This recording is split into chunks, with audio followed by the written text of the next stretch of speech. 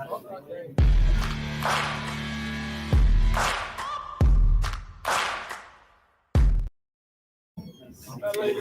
and welcome to Ibrox for the final pre-season friendly of the summer. Rangers, of course, already have a competitive game under their belt, but they are back in friendly action this afternoon against Middlesbrough. I'm Chris Jack, and I'm joined for the first time on Rangers Review duty this afternoon by Blair Malloy. We have been in the transfer market ourselves. We've made a recruitment move of ourselves. Thankfully, no one has paid the price.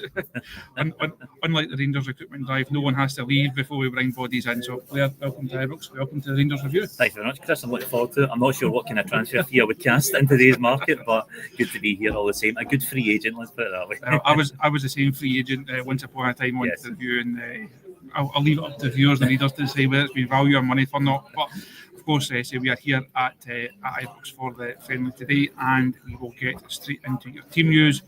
It's a much changed Rangers side, it has to be said. 11 changes for Russell Martin this afternoon. Perhaps not a surprise, and we think it could be a change of formation as well. Rangers going today with a lineup of Liam Kelly, Xander Fitton, Emmanuel Fernandez, Bailey Rice. We think will play centre half. Jeffrey back in at left back. A midfield of Nadim Bayrami and Connor Barron, with Jerry Gassama and Oscar Cortes wide. Cyril Dessers and Josh Gentles as the two. Blair, looks like a change of formation. Do you ever think you see Russell Martin go 4-4-2?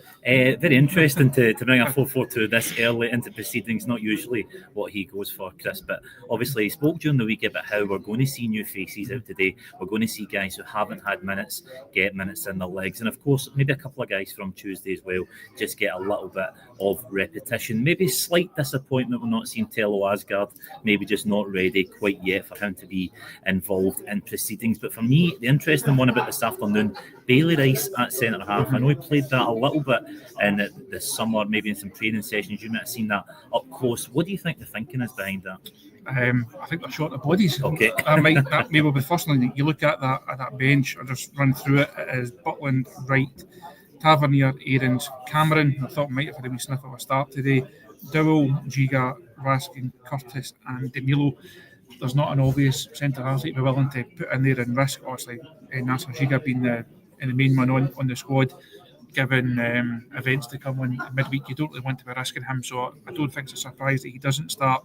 Bailey Rice, as you mentioned, when we were down at St George's Park a couple of weeks ago, myself and Josh were there, got really great access to that training session, and Bailey Rice was lining up in centre half. Again, I think they're a bit short of a body. He was the most obvious one to go in there.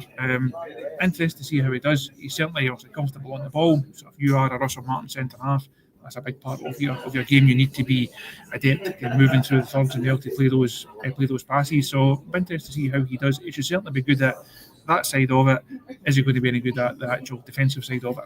I do wonder if it's maybe a little bit of a learning curve that Russell Martin is trying to put Bailey Rice through, put him in that position, maybe playing him at centre half so he gets an understanding of what the positions are like round about.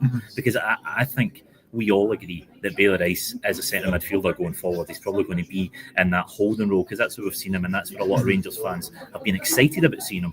But I think if you put him back there, he maybe gets an understanding of what it's like round about him and what he wants from a central midfielder from the centre half position. So I think it's an interesting lineup as well. Another man that would definitely want to prove his worth today is Oscar Cortes. He's really had a stop-start time at Rangers, I think is an understatement to say the least. And I think he has shown flashes, and I'll always go back to those first few games where there definitely was a player in there, but we've just not seen it so far.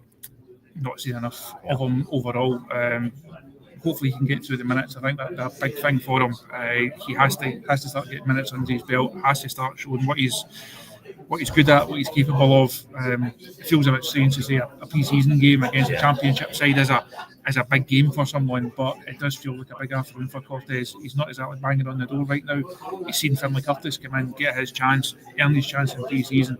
And Curtis, he's the guy that you want to start wide left on Wednesday night over in Athens. I think the other noticeable name is the one that's not actually there. A couple of comments picked up on it here. Willie reckons that we've seen the last of a man. Andrew reckons he's just been kept for midweek. And Scott not sure what the situation with Higaman is at all. Is it a surprise for you that he's not in the squad? Well, when we try and make some inquiries before the game and see what the situation is. I thought we would see him today. Yeah. Are you saying he's been vested or he's being sold? I mean, just to put you under pressure in your first one. We'll definitely ask about and ask people maybe more knowledgeable than I. But I think when you see the comments there, completely opposite. Oh, he's been kept up Panathinaikos. Oh, he's definitely away. I think that sums up the uncertainty around Hamza Egeman today. I would say just at first seeing here, it is a little bit strange not to see him get minutes, whether that be off the bench or in the starting 11. He's a kind of player that thrives on playing, as I think we've seen last year, when he got a bit of a run in the team, when he got minutes in his legs, when he got into that flow, he looked like a much better player than when he was coming in cold. So I think that if Russell Martin had serious ambitions of using him to a massive degree against Panathinaikos this week, we may have seen him today. Whether that means he's away or not, time will limit it. I say we will make inquiries and see if we can see if there's anything doing on the Egeman front. Other striker news: Josh Gentles. He's someone the manager mentioned quite a lot during pre-season. Every time we spoke to him, I had an interview with him down at St George's Park. He mentioned Gentles, mentioned that he's been really impressed with his, not just his technical ability, but his mentality. Mentality was a big thing that he mentioned.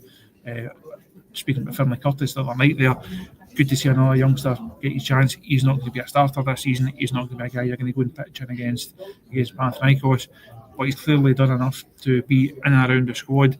Had a wee bit of first team experience during that loan at Alloa. A big afternoon for him as well. Yep, I'm always a little bit cynical of friendlies, Chris. I'm always a little bit thinking, especially when you're playing them in the middle of competitive games, maybe what is the point in this? But you see, when you get young players in, you get young players out playing in front of Ibrox, in front of that crowd, give them a little bit of taste of what it's like to play here. And this is what these games are all about. When you see guys like that given their opportunity, because you think what Josh Gentles is thinking about right now, ready to run onto that park as a starter for a Rangers 11 in any game. He'll be absolutely buzzing thinking about it. And the Rangers fans will be really excited to see someone like that in the starting 11. I think, like I said, games like this for the likes of him, the likes of Xander Hutton, give you a little glimpse into the future and what may be to come for this Rangers team. And I think if that Finlay Curtis goal did anything over and above the strike, put Rangers in a great position in Europe, it gave a pathway. It shows that these young players are being trusted, and hopefully Russell Martin will give these young guys, how long have we said that Rangers never give young players as much of a chance as they should have done?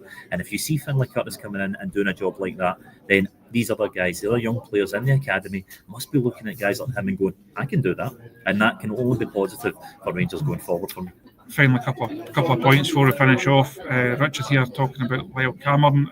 I thought he might have started today. I would have probably had it in of Bayrami, but again, Bayrami seems to have shown up fairly well in this pre-season. Again, interested to see how he does. I'd imagine you see Lyle Cameron at some point. You need to try and get him some minutes as well. And again, it feels like a good afternoon for Cameron to at least hopefully get a half. Yeah, very much so. I'm almost slightly disagree with you there, where I don't think there's a rush on Lyle Cameron. I think that Rangers fans know what we're getting for Lyle Cameron. You know he's going to be a steady 8 out of 10 in the Scottish Premiership, and I think that no matter how long it takes to get him up to speed, I think he will do a job domestically for Rangers over the course of this season. So I agree. I do think we will see him at some point this afternoon get a few minutes in his legs, but I don't think there's a massive rush to get him thrown into that team straight away. Nadim Bayrami's an interesting one for me. I thought he was a nail on, he was a stick on to leave this summer. I thought he was going to be one of the ones that was going to play surplus to requirements, and I think it's fair to say that he's not set the heather on fire for Rangers thus far. But as you say, he's looked bright, he's looked sharp. I think there was that little incident the other night where he couldn't quite get on the park quick enough, but he's desperate to get out there for Rangers. And you would have to say there's obviously a player in there somewhere. I don't think Rangers would have been out and spent the amount of money they did on him at the time they did if they didn't believe there was a player in there somewhere. So perhaps this year, hopefully with a good start, he might be a good part to play. Final question we'll take is one from John there talking about the captain, and his prediction is right. It is indeed Liam Kelly. Not a lot of contenders in there. Obviously Conor Barron had it previously, but Liam Kelly wears the armband this afternoon. Safe to say Jack Butland will be starting on Wednesday night. No, Butland's very much the man in form. It's only 90 minutes, but yes, he did play very well on Tuesday night against against Panathinaikos. Nice for Liam Kelly to come in and get his minutes, keep him ticking over. But your number one next week, Jack Butland's back in between the sticks, isn't it? Absolutely. I don't think there's any doubt about that. Jack Butland really showed up against Panathinaikos in that first leg. I think he's a player that was much maligned at points last season. I think he went through that phase where a lot of Rangers fans were really questioning whether he was the number one, whether they should go in again and try and get another goalkeeper this summer. And I think there was maybe even a little bit of shock that Rangers didn't go into the market to get a new number one early on in this transfer window. But the performance against Panathinaikos the other night was vintage Jack Butland. It really did show how good of a goalkeeper he can be. And like you said today, I think it's just a run out for Liam Kelly in the nets just to give him some minutes in his legs. But absolutely no doubt that Jack Butland will be back in on Wednesday night. On that note, we will leave you here just now. We, of course, will be back later on. You can see full press conference from Russell Martin on the YouTube channel later on. Full Q&A will be on the website, and myself and Blair will be back at some point this evening with our post-match video to see who's shown up well, who's come through okay, and potentially having a look ahead to Athens away as well. So join us later on, enjoy the game, and we'll speak to you later.